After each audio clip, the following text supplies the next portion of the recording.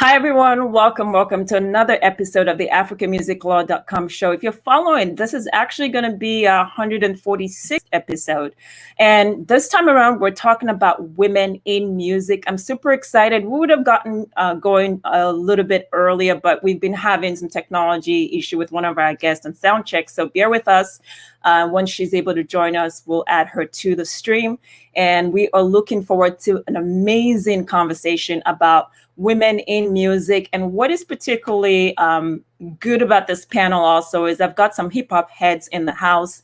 And unfortunately, as you all know, we just lost DMX this past Friday. So they can speak to the impact and influence that he had on them. And of course, I will also chime in. Now, if you are just joining us for the first time, the African Music Law Show is all about empowering the African artists and the industry at large, covering diverse topics across the entire music business value chain. In addition, absolutely, artist health and mental health is very, very important to us. Also equally important is obviously talking about the women that are a big part of making the industry, propelling the industry forward. Usually we don't really hear about as much of what our women are doing, particularly on the African front. And it's my hope that with this particular panel, we begin to break that and we see more and more people, especially women, coming forward and talking. And of course, the men that support the women as well, because some people within the industry, particularly men, have been very good in elevating, praising, promoting, and putting women in leadership positions. So we have a lot to talk about.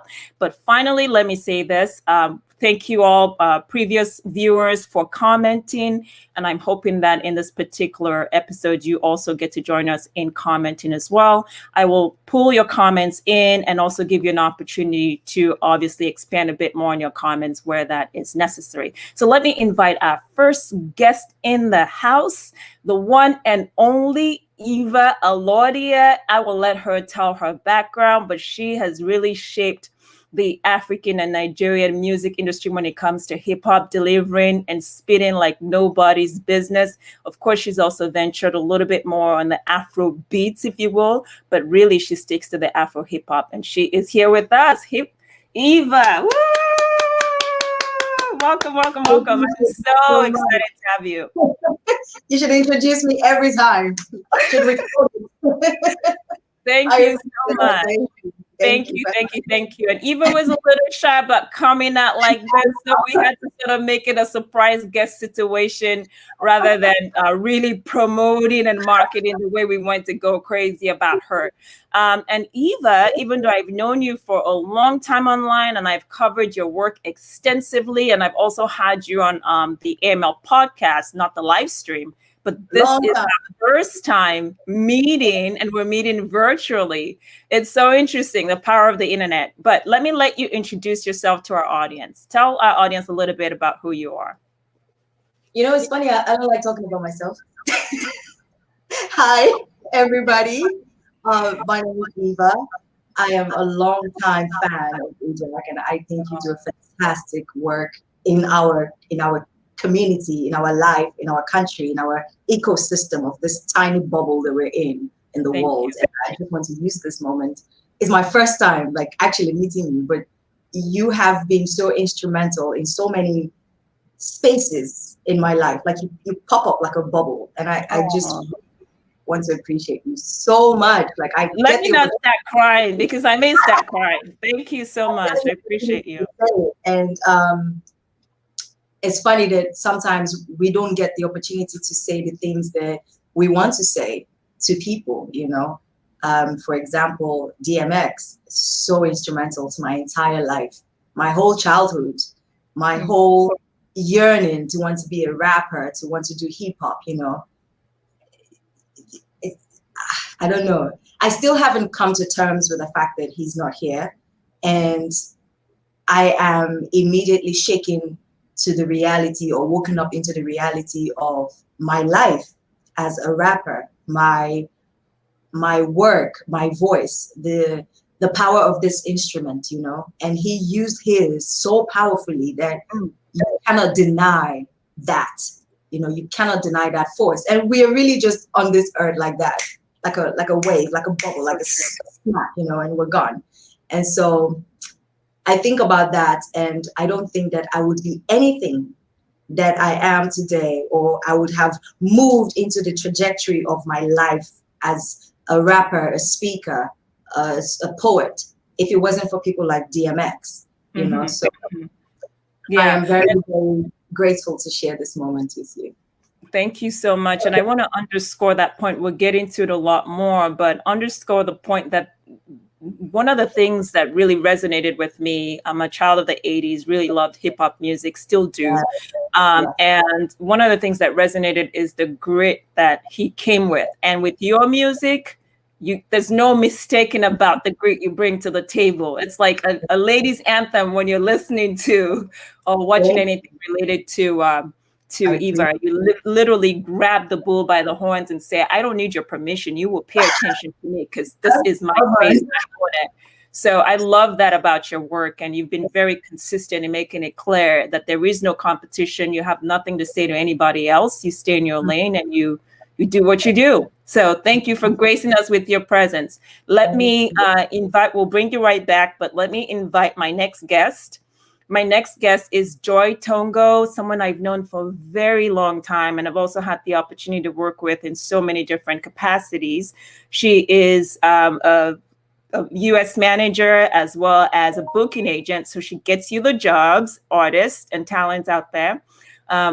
She's been for P Square, a very prolific, amazing band out of Africa and specifically Nigeria. And now she is the US manager and booking agent for Yemi Alade, which you all know, and also Rude Boy, who is formerly with P Square. So let me invite Joy Tongo here. Hi, Joy. How are you? I'm doing great. And you?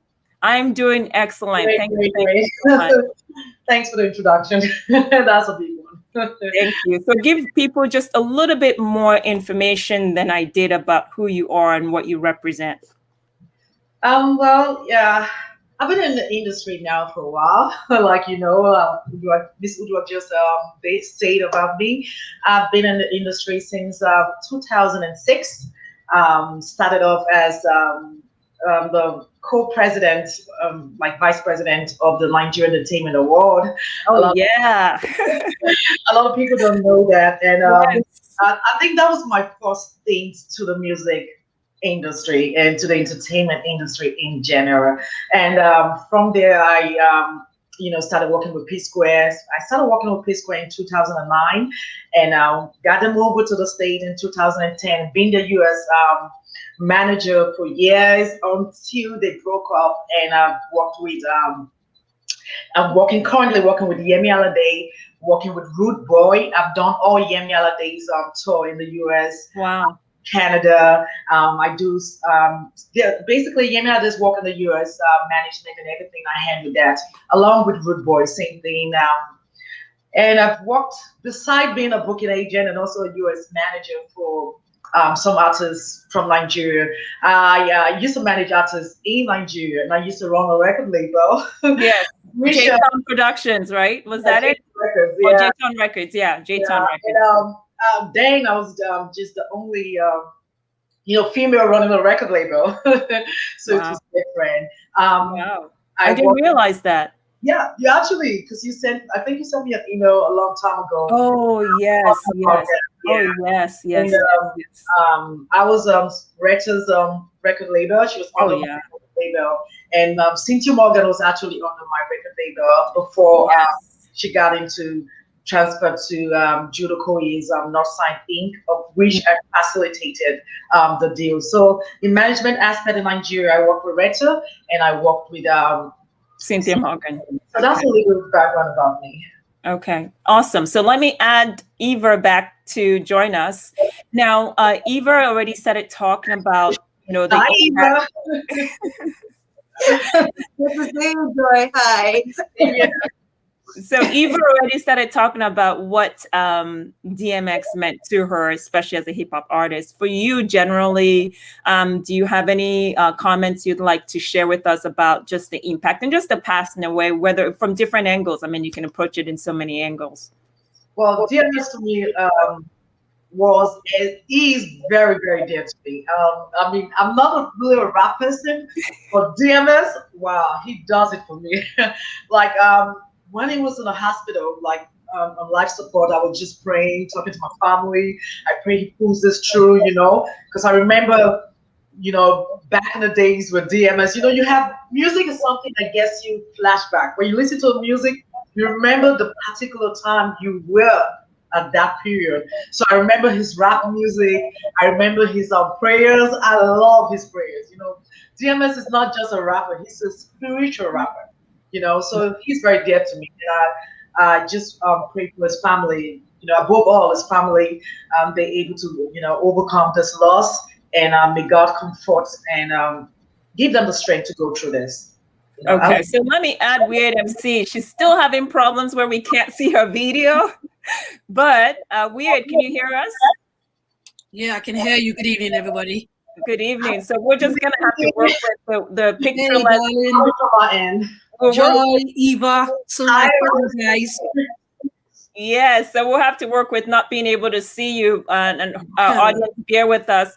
Actually, since you're on, let me just have you introduce yourself, and then I want everybody come in and let's just chop it up on what we are here to do about the women in business and music business specifically. So Weird, please just introduce yourself briefly, let us know, and then please also talk about the impact that DMX had on your music, if any at all. Weird MC, rapper, music minister, crazy peculiar creator, pioneer.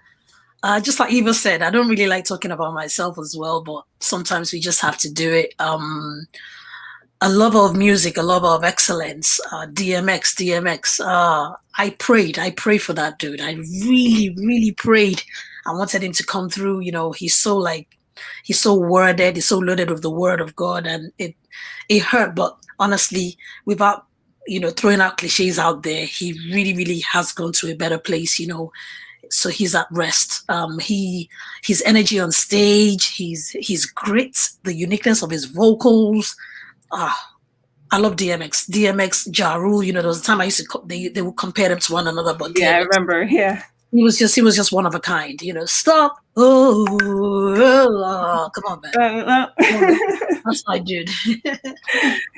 All right, so we have everyone back, and let's start from, I think that's a good place to start on this trajectory and journey into the music business from a woman's perspective, and particularly a female hip hop artist, where you're the trendsetter, you're the first contemporary female hip hop artist in Nigeria's music industry, period.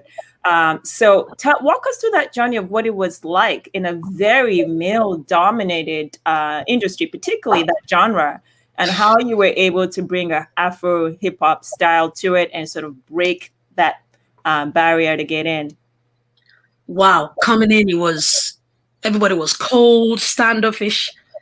The reception was, I'll say 0 over 10, but I was determined. I knew what I had, the sound, the energy on stage.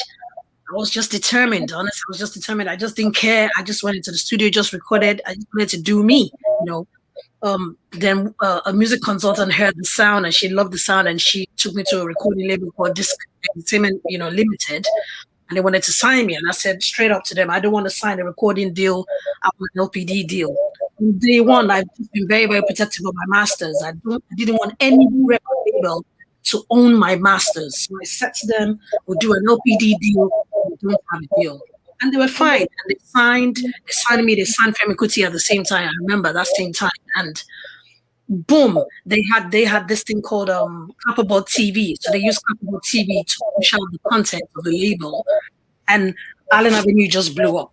The fusion of Afrobeat and the fusion of Afrobeat and the hip hop sound.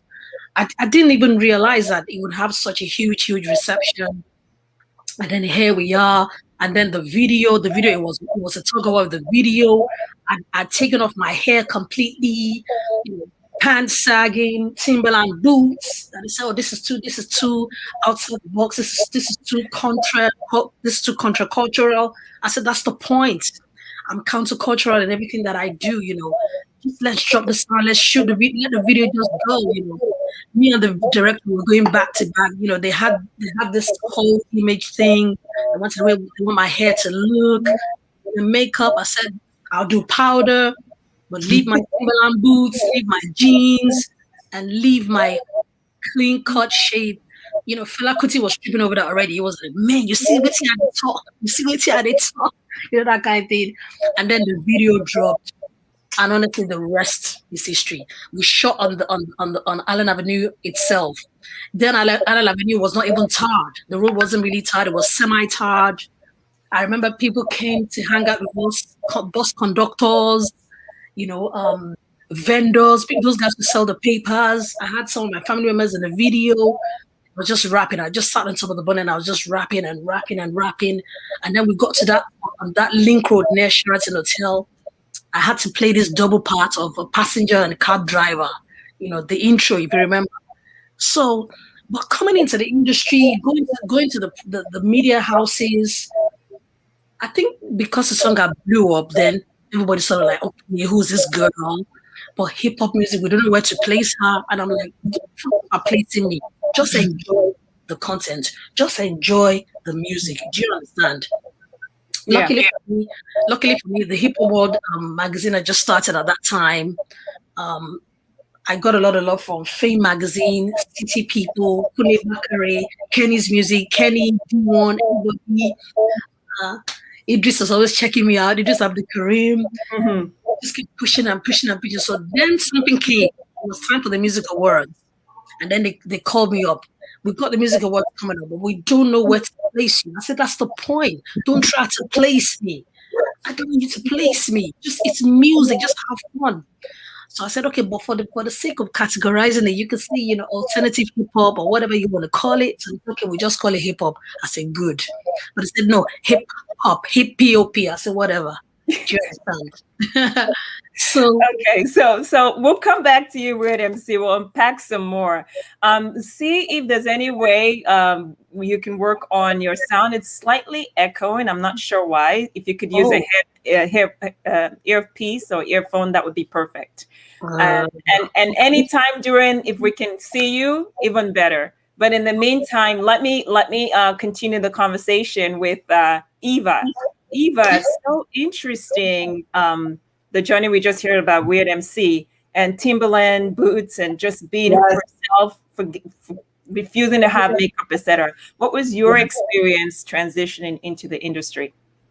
It's funny. I remember Weird MC so vividly, like it was yesterday. It was raw. It was abrasive. It was demanding. I just loved it. Plus, I used to live on the mainland, so it meant a lot to me because I knew what Allen Avenue was. You know, we were chanting it all the time. I wanted to get that thought out. What was your question again? I was just sort of curious your particular experience about your own transition into the industry, particularly, yes, Weird MC opened the doors and we had a few here and there hip hop artists from Sasha P to so many other ones, Kel, among others that came through. But when it finally came to your time, what was your experience trying to break into still a relatively, male-dominated industry, particularly in that genre of Afro hip hop? For me at the time, a lot of women had come before me who had made it easier to say, I'm a rapper, woman or not, I'm a rapper, you know. So a lot of women had actually come, you know, Kel, Sasha, Weird MC, Buki. So Blaze, there was already like that lineup, and it just kind of made it easier to accept little old me. And for me, it wasn't much of me against the guys. It was more that comparison with how it had to be one female rapper, like, oh, Eva has come to replace this person, or this person is replacing that person, and it was just never sweet for me. It's like, yo, can we just all rap and just have fun? Plus, I never even sounded like anybody, so that constant comparison just really ticked my box off, and I did not have it, you know, easy. In that regard, like mentally, like I just really wanted to be accepted as me. Stop comparing me with this person, or saying that I've come to replace that person. And in terms of me being an artist, I did not have a lot of fun in the industry. I'm sure you know, I didn't have a lot of fun. My best moments were when I was on stage or when I was recording. But the entire situation of working with people and working together and trying to make sense of how to be better artists, how to be great artists, I always felt like I was in this box where I was constantly trying to do oversabi. It felt like oversabi, but if you took, I always constantly felt like if you took me to a whole different space or a different environment, that was not even my peak. That was not my best effort. But working with other people who think differently, it just always felt like I was doing a little too much, you know. Why did you come to the show with a band? You know, you're making it stressful, because I always wanted to put on a show. And I'm very thankful that if anybody was to talk about EVA ALORDIAH as a performer, they will tell you that I'm a great performer. And in that regard, just doing the thing that I love to do, it was really difficult because people did not want to put their best foot forward. I was always having to fight with production crew, production managers and people because they want me to just jump on the stage with my DJ and just do, track 4, track 5. I don't work like that. For a long time, I really pulled myself away from the industry or from the business because I was not growing as an artist. And the vision that I had for myself was just not manifesting. Plus, it is rap. It is difficult to try to sell rap, you know, in the midst of all of the extra Afro and all the pop and everything. It's difficult to sell rap in the first place. Not to talk about trying to do it even better than you know you can do it, you know. So that was the big trouble for me. To be a great artist was tough work. And it became more expensive for me because I'm an independent artist, right? And so it was just very frustrating. And I'm still in that funk right now, but I'm learning to learn it, you know, and do my art regardless. And I keep on saying to myself, so what would Jesus do? What would Jesus do regardless of the situation? What would God expect you to do? And even with the passing of DMX, like we were saying, it really brought me back to realization, like, forget about all of this bullshit. Like, it's all bullshit. Just use the thing, use the gift, you know. Everything else is all bullshit, you know. So I'm in that space right now in my life where I'm just trying to use this, you know. Yeah, that's it. Wow. So let's get some comments going from our viewers. So far, so good. Let's start with Yemi Onyekonsola, who was just on last week, and she's saying what she had already been leaving comments about everyone on. Weird MC, Eva, my love, among other things. But she says, and the graceful Joy Tongo, but she says, it's a common thing with women in the industry. Women get tagged because we pay all the attention to details. And then there's Roxanne Igelige. He says, Uduak is Eva from Isoko in Delta State. We'll answer that later on. We'll come back to that. But let's keep the momentum going with respect to the core aspect of the show. Okay, so Joy Tongo, let me add you to this discussion. And in light of what we are talking about with what Eva has said specifically, can you come at it from a Afrobeat, since you've really represented some of the main voices in the Afrobeat space, and you're now working with a woman who is often also compared to other women, from Yemi Alade being compared to Tiwa Savage, and some sort of alleged tension and animosity between her, among other women she's often compared to, or that she's the only one that can carry the entire continent of Africa. Like, what insult, really? Can you talk to us about those experiences, and just from that back end? And then also add Retta, because, you know, I was a huge fan of Retta, loved her work. And to see her not being in the space is actually painful for me, both from a media standpoint, as a media professional, as well as a fan of her work. And then, of course, you had Cynthia Morgan as well. So please share your experiences with us on some of the challenges. Well, like Eva rightly said, first of all, being a woman in general is not easy. Then being a woman in the entertainment industry, the music industry that's male dominated, is not easy. And my I'll say journey was really, really hard. I understand that women have to work like 100 times harder than men. So when you're a woman in the industry, a lady, you can be relaxed no matter how talented you are. So I understand the point Eva is coming from. that she has put in her best effort and doing things differently. You cannot do the same thing that the guys are doing because it's not going to bring results for you. There's a lot of pressure being a woman in the Nigerian entertainment music industry. Working like you talked about, tagging Yemi and Tiwa Savage is something I really don't want to dwell on. But I always say that there's no beef, no issues or whatever it is. It's just a fan. I use it as an example, like Brandy and Monica. Brandy and Monica time, they had no problem, but the fans keep tagging them along, keep making it look like there's an issue. And before you know it, it's coming to the limelight and people are thinking they have issues. Yemi and Tiwa don't have any issues. Tiwa is just doing her thing, and Yemi is obviously doing her thing too. And for me, my journey into the industry was really hard. I moved to Nigeria in when I was working with Rector, I was saying 2011, but I finally moved to Nigeria in 2013 for Cynthia Morgan, and it was difficult. Wow. Share a little bit of that experience. Yeah, it was really difficult. I remember sometimes I'm just tearing up backstage, just trying to get the artists to perform as a struggle. So when you're an upcoming artist, you have to get your way to perform for free. So no matter how you're trying to perform for free, people are not gonna, the people, the production people, the company is still hard telling them, oh, no, I'm gonna perform for free. No, you still have to fight through it. So I remember one time, I'm not gonna call the particular company. They were doing some kind of award, and I know Cynthia Morgan was supposed to perform again as free, and for some reason they're like, she's not performing. We've worked so hard. We've rehearsed like 10 times backstage and done everything. We're ready, and I'm trying to fight, and they're like, no, she's not performing. And the person that was backstage, like the bodyguard or something, was like, no, you're not. It was so hard, I couldn't take it. I went backstage and I cried. So after pushing, but at the front right, I looked like the top lady, doing the boss lady, but it was hard. But eventually she got to perform, and her performance went viral.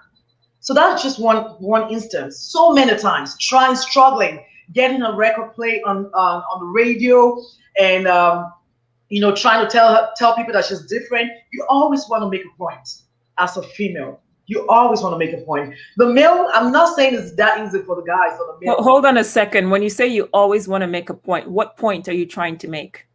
That you're good. That you're good, that you can do this, that you're different, you're talented. But the male, the guys, the male, I'm not saying that they're not working as hard or not trying to make a point, but I'll tell you, it's easier. I mean, look at the industry right now. How many females is getting a little bit better now? We have Yemi, Tiwa, Simi, Tenny, Niniola. We have the likes of a lot of people coming up, but it's still different. Yeah. A female have to constantly, like, that's why you see Yemi, she's constantly putting out content. Yes, she works so hard. She works hard. Like Yemi is one artist that does not sleep. She works hard. She put in content like every month, shooting videos. She's constantly shooting videos because she knows that the minute she's out for like a second, that's it. They easily forget the female artist than the male artist.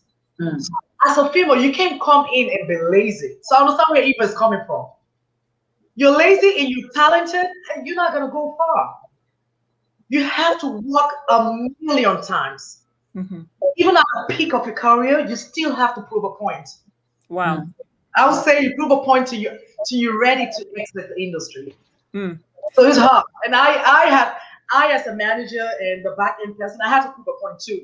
So yeah, imagine the artists themselves. Yeah. So I've seen other people a couple of times in the backstage and doing things. It's difficult, and it's still difficult in this day. It's very difficult. Yeah.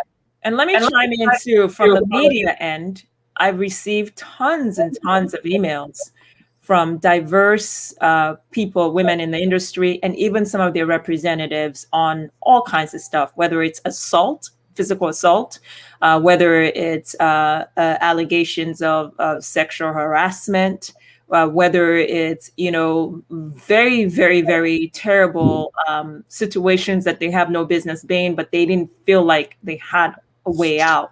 So I really understand on that back end. And I'll get into that artist manager discussion in a minute, Joy, because there's a different layer to how the mentality of how we treat artist managers, period, in the Nigerian space, almost as if they are literally your house boy or house girl, as I like to say. So now it's compounded when you add the gender aspect to it, because to begin with, you literally have sometimes artists, unfortunately, or other industry professionals who physically assault their male managers, literally. And so now you add, the lack of respect to begin with for that particular role, although it's changing. And then now you add the gender part. But before we get to it, to talk to Weird MC and Eva on a different particular topic on this issue, let me get Foza has a lot of comments on this. She says, as regards the Yemi versus Tiwa, I actually think that it's more of the media executives, males, that have orchestrated the versus wars, to be honest. I don't think as much as fans. Joy Tongo, would you agree? So Joy, briefly on that topic, do you think it's male executives on the back end, or it's actually the fans? Yeah, Prosa is very right, definitely. I think that's the male executive in the back. They do a lot of, not just for Yemi and Tiwa, they do it for other artists too. Yes, definitely. They are the one really pushing that bit, especially when they have maybe they're working with Tiwa or they're working with Yemi. They just try to, but we can't really say much. But I understand where Prosa is coming from. Yeah, so you have 180 million people, actually 200 million people, and the idea that there's only room for maybe 5 of one specific genre per genre for women is just ridiculous. It's absolutely unacceptable. Let me rope in Weird MC and Eva into this conversation, and I'll start it focusing on image. I grew up very tomboyish. I grew up in Nigeria, Lagos, less giddy, giddy child, and was very, very tomboyish. And a big part of that was an identity struggle of not accepting the reality of being female in a country that kept telling me that being female was almost a crime, literally, right? You felt powerless in so many ways. And one of the things that I've observed with me and others is you almost took on a masculine identity to be successful, right? To be successful, you either had to dress, think, act, depending on the space, whether it's sports or executive roles, etc., take on a masculine identity. It wasn't until much, much later that it was like, you know what, screw that. I can be anything, but I want to embrace my femininity. For you, Weird MC, and I'll come back to you, Eva, as well, but Weird MC, the Timberland boots you're talking about, as a fashion professional as well, and from a former fashion model, you take on that identity, Timberland boots, dressing, because your dressing is very much more what would be more, aligned with men. Did you have to take that on from your perspective? And I'm saying that as someone who's been there, done that. Did you have to take that on in order to be respected, in order to be taken seriously? No. Okay. So what? Yeah, go ahead. Growing up, I was a bit of a tomboy. Yeah. Football, I played rough with the boys. I go in hard, and and I brought that into my career. It's not a case of me wanting to be like everybody else. No, not at all. Or to look like guys, or to get accepted. Not at all. Okay. It was actually me being tongue-in-cheek as well, saying, up yours a system, I will do it my way, and I'll get to where I want to get to my way. Well, having said that, what Joy just said, oh my goodness. As a female artist in the business, you have to work twice as hard to get a quarter, not even half. You have to work your butt off. So I had to go in hard, the rehearsals, the performances, everything. Do you understand? And like people will say, sometimes your backup artists or your dancers will not bring their own A game. You have to push everybody around, and then they start to say you're difficult, you're this, you're that, But I just basically shut down and said, I just want to go in and just do what I want to do. And I stepped on a lot of toes while doing that. I'm not gonna lie. They thought I was difficult, blah blah blah blah, but I had to do what I had to do, to get ahead. Okay. So Eva, on the same image question, probably Weird MC and Tenny are the only two people I'm aware of in the entire industry that don't care what anyone thinks and dress however the heck they want to. On the flip side, as we women know, if you're not selling sex or being sexy, you somehow cannot sell your product, because Joy made a very important point that men can do whatever they do and get results, but if women emulate the same thing, they're not going to get results. So do you think it throughout your career and just generally as a woman in the business, it's essential to sell sex, or otherwise you ain't going nowhere? I've never felt that way for myself personally. I'm a very sexual person. Like I can ooze sexuality without effort. But I never felt a need. I say yes because I follow. Yes, because I follow her IG. That's why I'm saying that. I don't know that. Just to know, I follow her IG.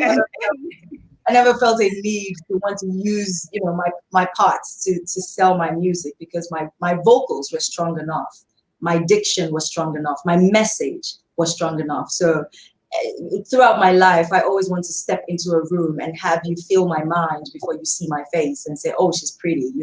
I never wanted people to judge me based on my looks or my body parts or anything like that. And personally, just like you, I grew up refusing to be a girl. I grew up with 3 brothers, and I'm the only girl from my family.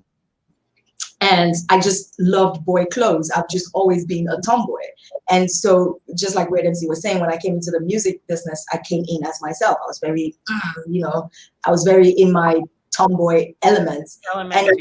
Yes, and it took me, just like you were saying, Uduak, it took me growing into a woman and, feeling myself to say, oh my God, the feminine energy is so luscious. What have I been doing running away from it? Exactly. I've gone from this extreme of, no, I don't want to be a girl, I want to be a boy. I cut my hair all the time. I still cut my hair. Yeah. I don't want to be a girl, to, exactly. I get you. We're on the same wavelength. So let me shoot to Joy. Sorry, go ahead. I'm recording new music now. I am deep into that feminine power of myself to bring that into my music. So that's Absolutely. it.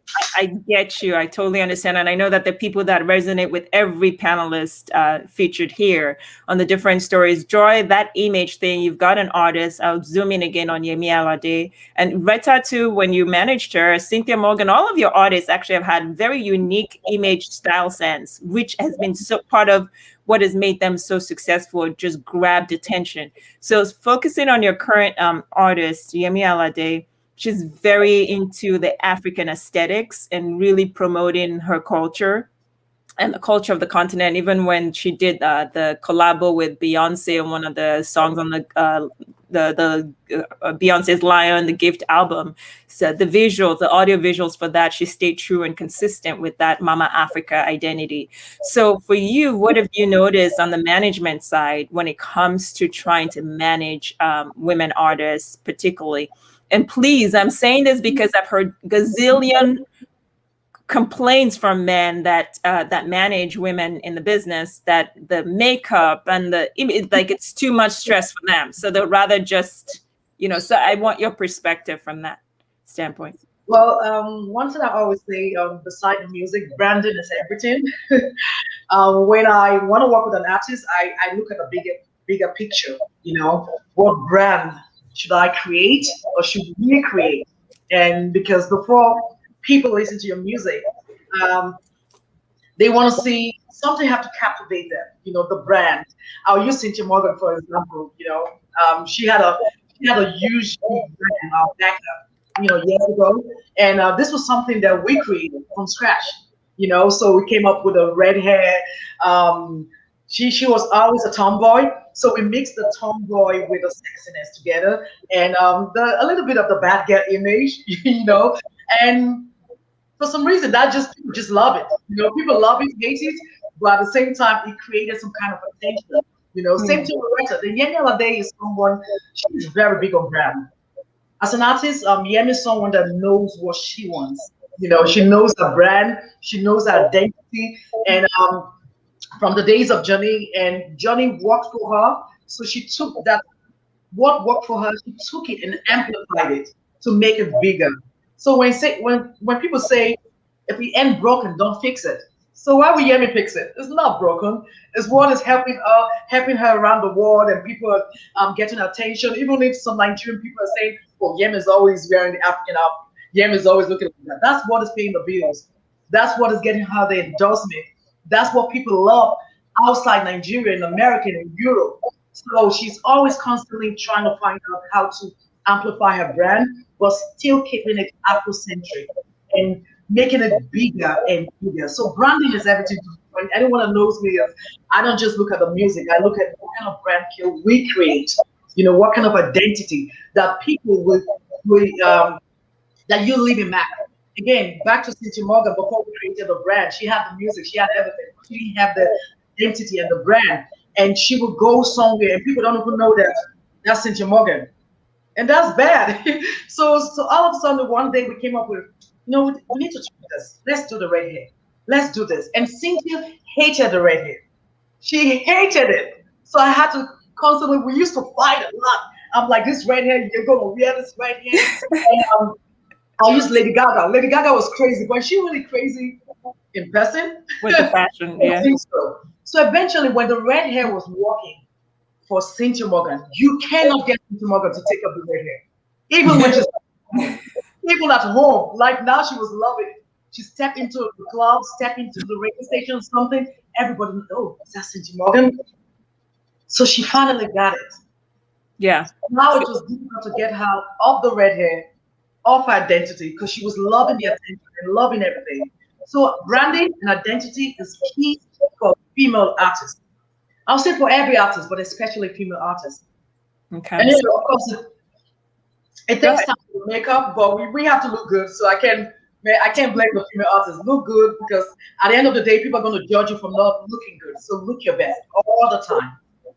So Weird MC and Eva as well, it's always intriguing to me when I see how much as a country we admire other countries, specifically Nigeria, and then a continent. We admire a lot of American artists. I'm here in the States for those who are watching. And so we would admire Beyonce, Rihanna, etc., precisely for the same things that we condemn our own local artists. And that includes the amount of time we all know that it goes into production to produce whatever we're seeing on the front end to entertain people. So why do you think, let's start with Eva, why do you think that there is that kind of disdain, if you will, for how much time it goes into prepping and producing a finished product when it comes to our local women talents or female talents, but then overseas we admire and we want a lot more. We can't get enough. We're so glad to be in the presence or hear about anything related to the same artists who are using the same kind of concepts in terms of makeup and production, maybe on a higher level. Personally, for me, I will speak for myself in this case, honestly. I grew up watching Madonna, Michael Jackson, Janet Jackson. I grew up watching on our little TV in the house, and this is why I wanted to do music. Performances, the fireworks and everything, the craziness, the act, the play, not just the music, the entire show. I grew up watching that. And Michael Jackson was super, super huge for me. And so I came in wanting to do all the works, live, when everybody was doing like the DJ sets. They were not paying me for the show. They did not pay me for the show. So from my own money, and at the time, if people remember, I used to be a makeup artist on the side, like shamelessly. I was a makeup artist on the side. I would go do makeup for other people's music videos. I was a rapper, but this was my hustle because I had to pay for my music, right? And all of that money would go to funding my show so that I could put up a show, so that I can have the show, not just come and do the music. And that was just my background. That was what I wanted. That was my dream.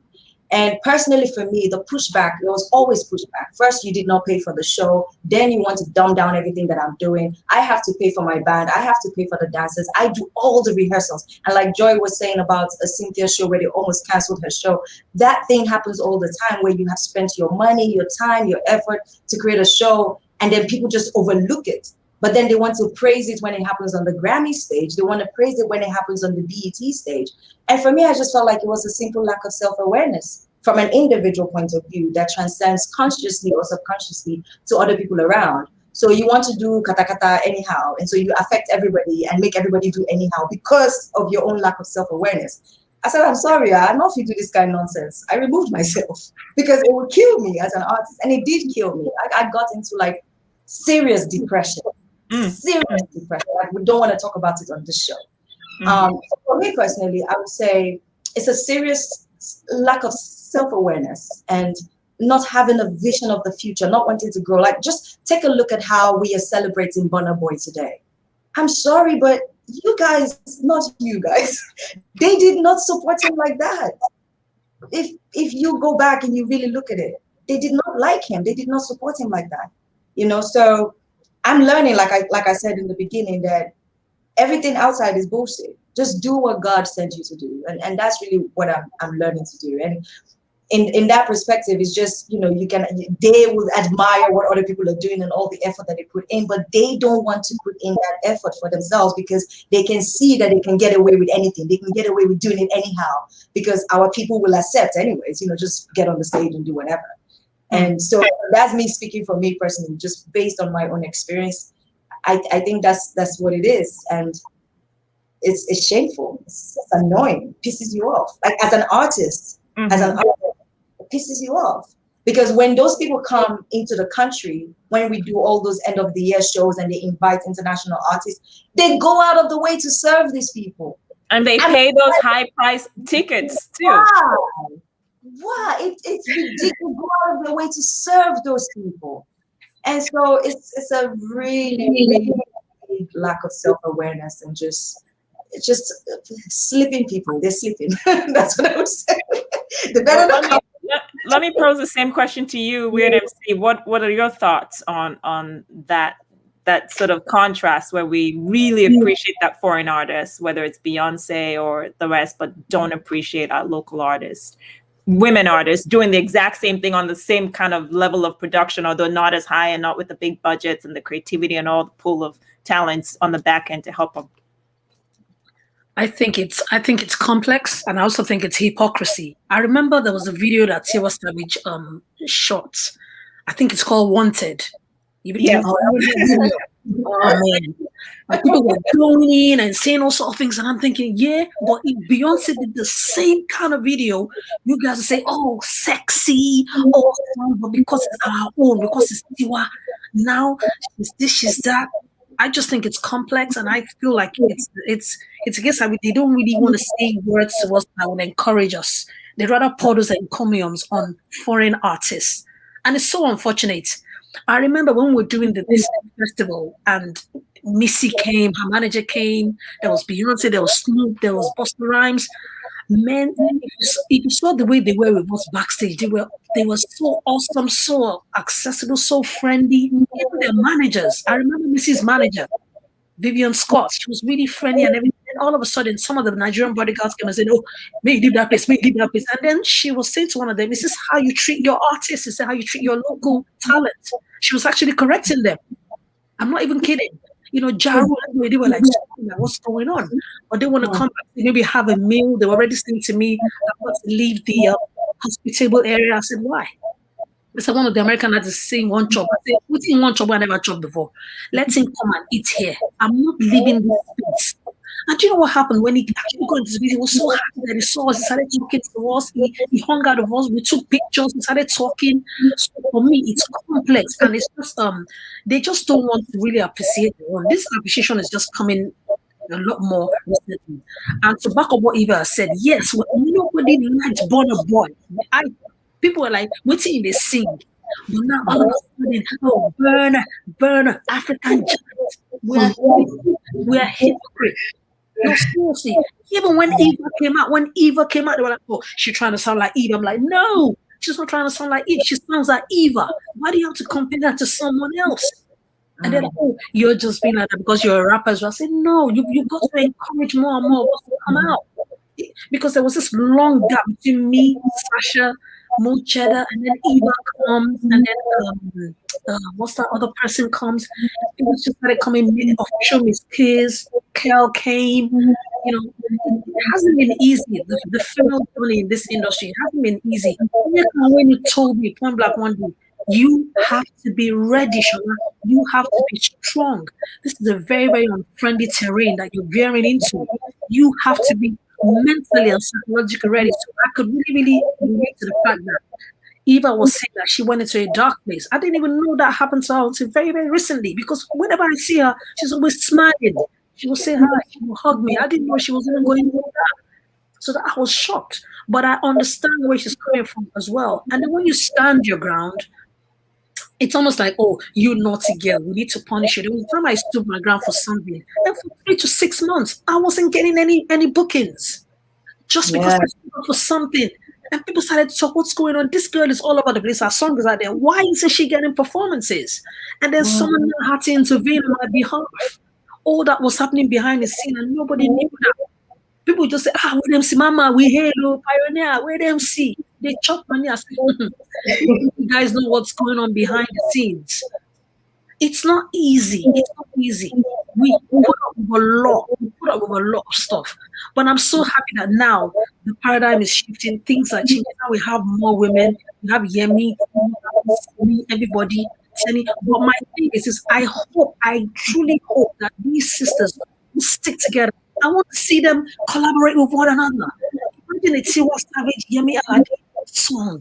Imagine a Simi and Tenny on a joint. Imagine me and Eva, or me and someone else on a joint. We don't collaborate with one another. And that has baffled me for such a long time. I wonder why.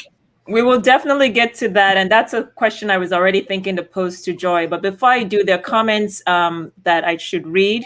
And actually, before we get to the comments, disclaimer here, with respect to that wanted video for TY, I remember having a panel, and we discussed that, because I think, yes, indeed, there are challenges unique to women, but that particular one I thought was a branding, because the way she came into the industry was completely different.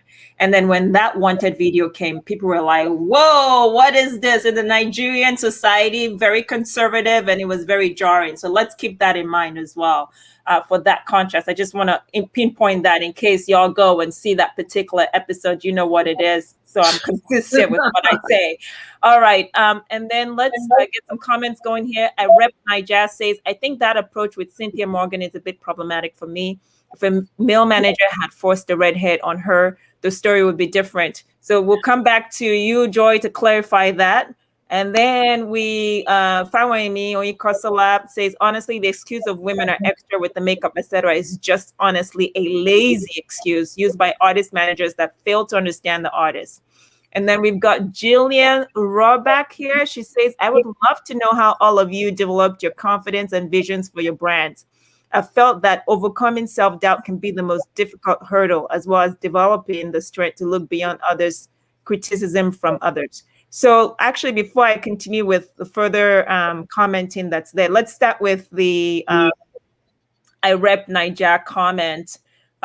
Joy, why don't you take that comment, since it's directed to you with respect to, and I rep Niger has a point. If we heard that a male manager forced and said, by fire, by force, you will wear this, you would be assault, this and that, discrimination, no freedom. So why do you get to be the exception to the rule? I don't think so. The person saying that, making that statement, really don't understand what it is to be an artist. So an artist, again, is more than just music. So it's not like forcing Cynthia Morgan. At the end of the day, is to create a brand, and create a brand that will bring buzz and bring money. As much as I actually say we did force her, and really, I'm not lying, we did force her in the beginning. But at the end of the day, she loved it. You know, she loved it. So the person making a statement don't understand the depth of music. It's even Tenny with no hair, like being natural, that's a brand for her already.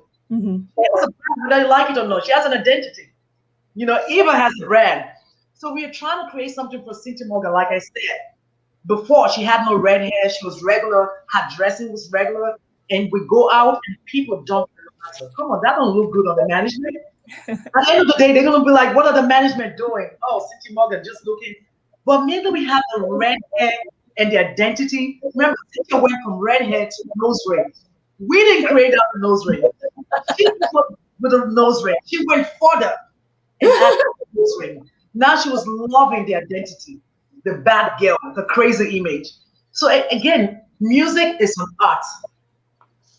As an artist, as a manager, as a record label, we all should work together and come up with an idea that would be exceptional. Okay. Viewers watching. So point well taken, but let me also add this perspective, both as one who is a media, professional as well, in addition to other things I do as a fashion entertainment lawyer, and also an ex-fashion model. You cannot, and I advise my clients as well, you cannot get to put out a product without thinking about the packaging of the product. It all goes into that brand identity. Your Tiffany's with the particular color, the wrapping of the paper of your jewelry that you buy, etc. So brand identity is very important. Obviously, all creatives have to come together for the vision of what that looks like. But one of the challenges and conflicts of interest that usually comes up is, are we aligned with the manager or my entire team on the vision of how to execute what my brand will look like? Sometimes that vision is aligned, or sometimes the manager you hire does know a lot better. However, you're saying, no, I want to go a different direction. And it all really boils down to you both to figure it out. And the final analysis, while forcing, as you say, is probably especially within the Niger context, might seem like you put someone down and force them. But I understand, and then took them to the bathroom and colored their hair. But within the context chosen, I think it was just persuading, emphasizing, saying, no, this is your brand vision, and repeating it over and over and again, that they said, okay, fine, would you stop already and let me go ahead and try this? And in trying it and say, okay, this is what the result is. At least that's the context. I don't understand it to be you literally handcuffed her, took her, and then forced it on her. But brand identity is so key. Look at some of the major talents, whether we're talking about, rest in peace, Michael Jackson, Prince, Lady Gaga, Rihanna, Beyonce, one bodysuits that she wears all the time, one-piece bodysuits. You can't not put yourself out there, male and female, with that having a clear identity of where you're headed. And I'll expand that. If you can get your brand identity together, that's into licensing, trademark licensing of that brand, image licensing as well, diverse streams of income coming in. So the point is well taken on what you had to say, I rep Niger, and the point is well taken too on what Joy had to say. Let's go to Eva to answer this question. And then Joy, I want you to get into Weird MC's question of collaborating. We'll get to that very quickly. So Jillian Roback, she says again, I would love to know how all of you developed your confidence and visions for your brands. I've felt that overcoming self-doubt can be the most difficult hurdle, as well as developing the strength to look beyond others' criticism from others. So Eva, let's start with you on that. I'll table the rest for others. We'll come back and deal with it later. I just want to hear Eva for now. Jillian, go ahead, Eva. Thank you, Jillian. Hi. So personally, I've always been, I come from a very loving family, very supportive. And so from my background alone, there was a lot of self-confidence that pushed me into the world with my brothers, my family, my dad, my mom. And doing hip hop, doing rap is such an art that it puts you literally, as you are writing, as you're creating, or even performing it, in a state of absolute confidence. You cannot fake it. And I don't have any ghostwriters. I've never had. I write all of my stuff. And because my writing is literally me writing my life forward, it's like writing visions. It just creates that whole aura around me. It's like I'm building an army around me every time that I create, every time that I do something. So confidence has never been like an issue for me personally, and I can't speak for everybody. So just for me personally, it's just never been an issue. I love for people to see me. I love to be on stage, and I'm shy when I'm not on stage. It's weird. I don't know, but that's it for me. And I think when it comes to criticisms and thinking about what people will say, I've honestly never really cared much about people's opinions, and I've honestly really never given too much thought about what people will say or not say or whatever, because we're gonna die. And that's the thing that keeps me going every single time. I think about the fact that we're gonna die. We're going to die. And when you think about the finite should I say property or characteristics of being a human being, there is no space in all of that finiteness to think about other people, because they are going to die. So what's the point? It's only going to stop you in the moment from stepping into your power, from stepping into your full glory, when you're spending the time thinking about what people will say or what people are not going to say or what would happen or would not happen. I skip all of that bullshit and I just go forward into where spirit is pushing me into. And I hope that answers your question.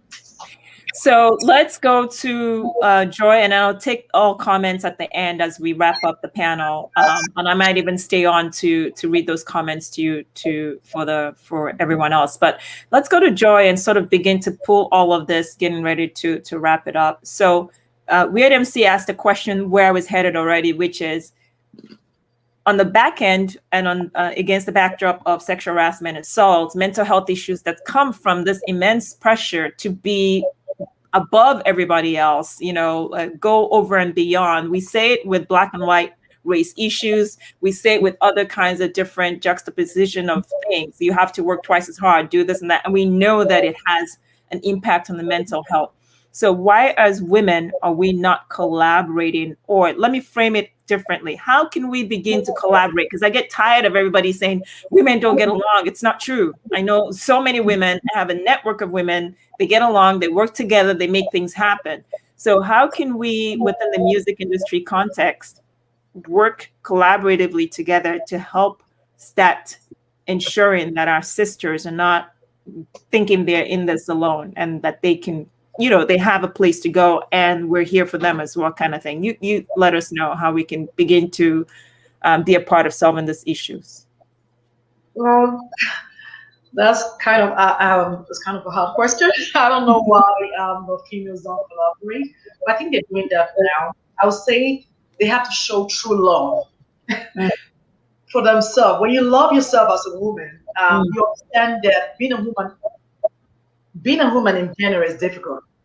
Yeah. And because of the love that you have for yourself, you want to show love for others. So when you have love for others as a woman, and it's going to be easy to do collaboration because for some reason women kind of fight, each other. They kind of, I don't know if it's like it's hard. That's why I'll put it. I would just say that we have to show true love and do collaboration. I speak for my own artist.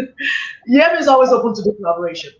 Again, like Fosa rightly said, which is very right, is the media executive. So they're probably the one, they don't want to see that collaboration. And it's also the people, they love when they're fighting because then there's a story. So the media probably love when they're fighting and there's a story.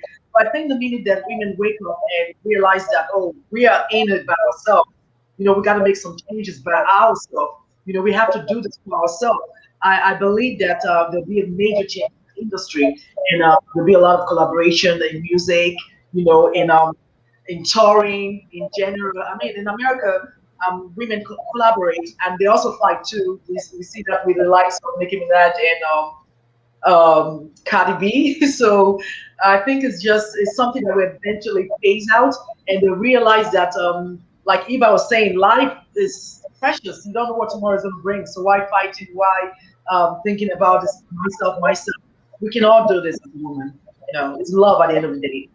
Yeah, definitely love. I agree. But let me underscore that men fight sometimes even worse than women in the business. And then secondly, when you have very limited resources, it doesn't matter whether women or men, Black or white, Asian or whatever, you have limited resources and you say, hey, everyone compete. You're going to have people that are going to do survival of the fittest mode. It's just common sense for everybody. I don't know why this is a recurring theme, particularly among men, particularly in the industry. It's common sense. If you have only one person vying for a particular spot, the competition is going to be fierce, especially when you're saying, oh, you get to replace the other person. So I don't know that it's women fight. I think it's the conditioning of women to believe that they're supposed to fight against each other for a limited resource, which already human nature triggers that to begin with, whether you like it or not. If I have food that I need to eat and you're telling me 5 people need to compete for that food, you best believe I'm going to, hustle and make sure I get to eat it because I don't want to be hungry. So against that backdrop, sort of, and I implore all women watching this to always keep that in the back of your mind. It's not that your sister hates you or whatever. It's just limited resources. And coming back to that point, Joy and Eva, I think I've said about just love, really, at the end of the day, loving yourself so you understand what it means and you don't take it personal.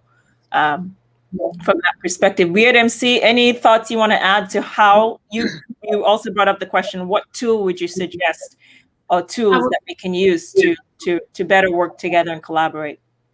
I would just say it starts with love. It's a similar. If I love my neighbor, if I love my sister, I wouldn't even be thinking that way. If even if there's a limitation of resources, I would rather grab that one resource and then share it to my other sisters. We can share. This love and sharing. And I really love something that Eva said. Your focus should be the eternal. Because one day we're just gonna transition out of here and go to the next phase. It's about love. If I love my sister, it will be easy. It's all about love. But there's the spirit of competition. So because the spirit of competition is there, people are paranoid. So you get into that paranoia zone. That's how, we need to grow beyond that. That's what I feel, honestly.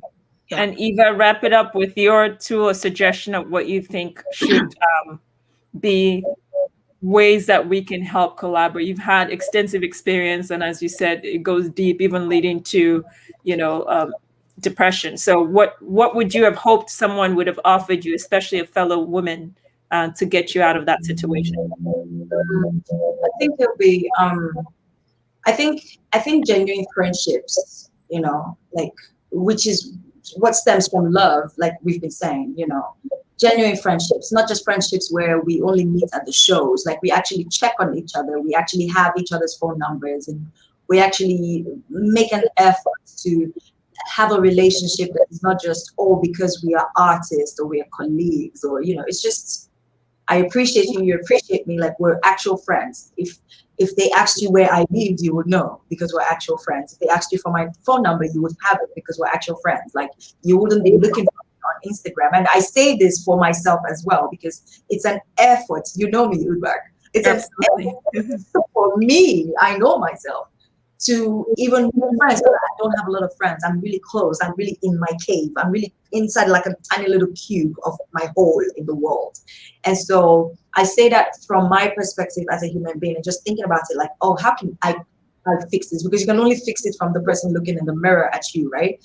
And so thinking about it personally, it's like, genuine friendships, not just meet at a show, not just meet at a shoot, not just meet at the radio station, like real friendships, That is awesome. That is awesome. Do you think what the roles of organizations, forming organizations, just like we have women organizations here, women in music organizations, where we have an agenda, there's power in numbers, and we know where we're headed and what we're trying to do. What role do you think that would play in helping to advance women in entertainment, women in music? When you say organizations, it kind of sounds a little corporate-y. And I've never had faith, personally, I've just never had faith in any corporate organizations, like what they do with the music co-son or something in Nigeria. It just feels like when when people come together, there's just always something that just makes it off. Like you can't trust it. You can't. So I feel like, maybe let's call it clubs. Let's call it like Go Club or something like that. Okay, yeah. Actually, that's a really good point, because then it's not, especially when you start seeing who's a part of it and it seems almost cliquish and, in a leadership role, etc. That can be a turn off as opposed to just clubs where it's like, let's just come and have a good time. Like a mastermind. It's like a weekly mastermind or monthly mastermind. Mastermind group kind of thing. Absolutely. Okay, so final question directed at Weird MC from the comment section, and then I will give you all a chance to let people know where they can find you. So that is from Foza. She says, question for Weird MC: did you also have the same issues with booking shows? I think referring to the comment on I think Weird MC made the comment already about booking shows, but sure, Weird MC. What kind of experiences regarding shows? Yeah, I'm thinking it's probably what you already covered about the challenges based on when you speak up, you would not have the opportunity to book shows, or people would stop you from booking shows. I'm thinking what you probably referred to. Yeah, I was sidelined a lot of times, Foza. They felt that I was too much of a perfectionist. like Eva said, sometimes I just didn't want to do the check one, check two, kind of set. I wanted that live band feel. I wanted to really express myself. When I go on stage, I'm like a kid in a candy store. I just want to go out there and have fun. And I love the energy that a live band brings. When they say, "Oh, we've only got this amount of money," you know what? Just take her off the pay. She's too troublesome. And that's it. And then they stigmatize you. And that's it. And I got punished for like 6 months. I'm not even joking. For like 6 months, I didn't get booked until someone started to speak on my behalf. And then the ban was lifted. But that was going on silently, and people did not know that was going on. There's a lot that we put up, but people don't know. So we have to put up this, this facade, these joy faces that we're happy. I almost went into that cave as well. I almost got to that point as well. But thankfully my sisters were always around me. They would encourage me, they would pray with me. And everything. It's a double standard when it comes to we females. But we're like that. We like to do things properly. Because when I hit the stage, we hit the stage, it has to be fun and it has to be excellence. People have come to see you perform and you need to give them value for money. Yeah. Yeah. So, Eva, did you ever have a situation where you were blacklisted? Like Weird MC? Oh, it's crazy that as she's speaking, as Weird MC was talking, it felt like she was talking for all of us. Because it's the same story. Like you can't take it's the same story. It's just a different person experiencing it. From time to time to time. And I guess if you just step outside a little bit and look in, you can sort of begin to understand why you see a woman come up, become successful, and then just silently just remove herself. Just silently remove herself. And it's happened to so many of our great artists, female artists. Absolutely. Whether it's rap or pop or whatever, it's happened to a lot of female artists. And you never know what's going on behind the scenes. So Weird MC just talked about that perfectly. I can't add anything to it. That's it. That's it. Enjoy your experiences in terms of, from a management standpoint, any of your clients that you had experience where they were blacklisted. You don't need to mention the client, but what was some of the experiences or some that you might have observed upfront and personal? Yeah, also I understand where MC is coming from. Yeah, definitely. Most of my artists, especially like Eva said, when you want to do stuff differently, first of all, they're gonna tell you, "Oh, we don't have money to put all those stuff together." You tell them that I'm going to do it. I have to do it right. But still, they're telling you only have 5 minutes, 10 minutes. Everybody's doing like it, doing like this. You have to do it like this all the time. But as a female artist, I always say female, you have to stand your ground. No matter what they're saying, just listen to your inner self and know that this is what you want to do. At the end of the day, they're going to buy into the kind of brand you're trying to create. And that's what happens. They find important to it. Okay, so let me read a final comment here. That's from Yemi Irejumare. Okay, he was on last week as well. I'm loving the show of support. Thank you guys for coming through. All the women I love in one place on a beautiful day. Oh, how sweet. Thank you so much, Ire. Sending much love back to you. So I will individually just have each one of you give us your final words on where to reach you and just final comments for everyone watching and then where to reach you. So go ahead, Joy. I just want to thank Ms. Uduak for having me on her show. Thank you very much. I can be reached at Joy Tongo on Instagram, Joy Tongo on Twitter, Joy Tongo on Facebook. Once again, thank you all, and it was a pleasure also speaking to Ms. Eva and Ms. Weird MC. Thank you so much, and please feel free to wait in the green room so we can all chat shortly right after. Thank you. Weird MC, what do you have to share with us? Final words and where people can reach you. I just want to say thank you so much. It feels good. It's an honor to still be going strong even at this point in time. You can reach me, Weird MC Official on Instagram, Weird MC Official on Twitter. I'm deeply, deeply honored, coming off the back of the Afrobeats Behind the Story documentary, and I've just been doing a whole lot of new things recently. So I'm just happy. I'm just joyful. It's an honor. And Miss Uduak, well done for what you do. Thank you. I want to give a mad shout out to Foza. she's got some mad passion going on. I can see she's really, really passionate about this industry. And I want to say thank you so much to a lot of the men that tuned in today as well. Thank you. Thank you. Keep flying the flag. Absolutely. Absolutely. Okay. Eva, close it up for us, please. Thank you.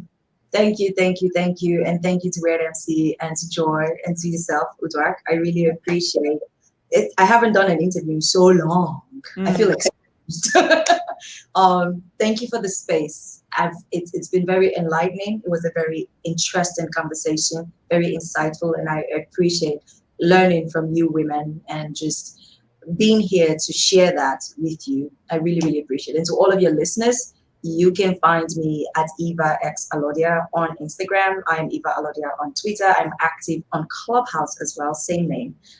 So follow me around. I am in all of the spaces. I'm not just doing music alone. I'm creating a lot of content. And so I'm really, really vocal about a lot of things right now because I'm just in that space where I'm understanding that as a music artist, it's beyond music. It's the power of being able to connect and inspire people with the power of the word. So shout out to you, Uduak. You're doing an incredible, fantastic job. Thank you.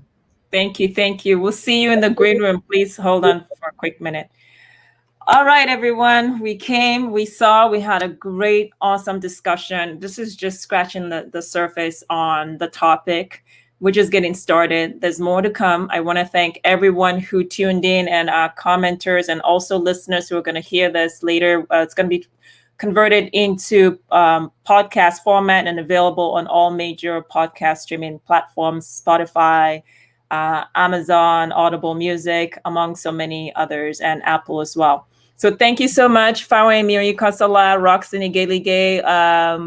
I didn't ask about the question on where Eva comes from, but we'll have to do that and circle back to you once I ask her about that. I rep Niger, thanks, great question. And then Jillian Roback, great question as well. And Ire, thank you for the compliment as well. Very much appreciated. Until next time, next week, Sunday, we'll have something where we having a lot of this roundtable panel. So just book, mark your calendars, same time, and we'll see you very soon. Cheers. Bye-bye.